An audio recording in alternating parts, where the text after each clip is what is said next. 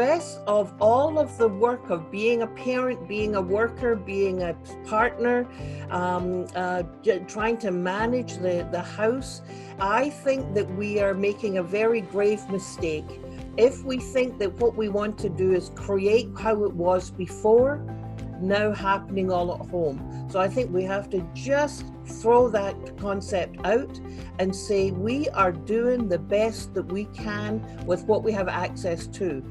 And I think I'm reminded of Stephen Covey when he wrote about the tyranny of the urgent. So, you know, if you've got a grid, you've got urgent, non-urgent, and then across the other line, you've got important, non-important.